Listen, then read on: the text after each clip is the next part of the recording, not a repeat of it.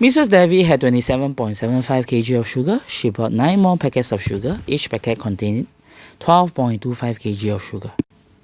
Mrs. Devi repacked all the sugar equally into smaller packets. How much sugar did Mrs. Devi have altogether? And B, if each smaller packet contained 3 kilograms of sugar, how many such packets did Mrs. Devi get? Alright, so this question is a straightforward multiplication and division question.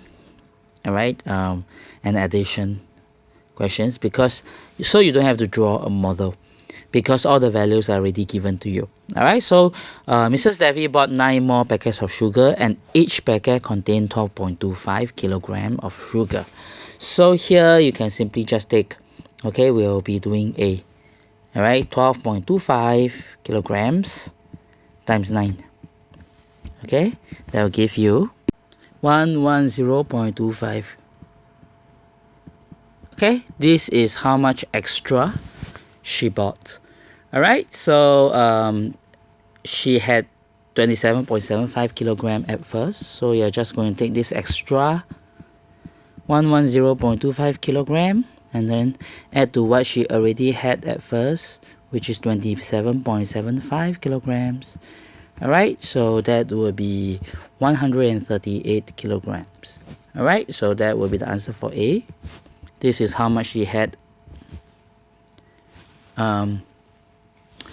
after she purchased the extra 9 packets. Okay, so then later, this 138 kilograms, she is going to repack it equally into smaller packets.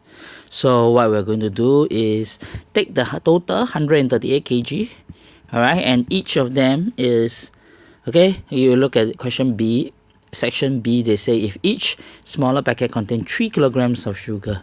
So I'm going to do division, alright, so this 138 kilogram is being divided into packets of 3 kg, and that will give you a total of 46 packets.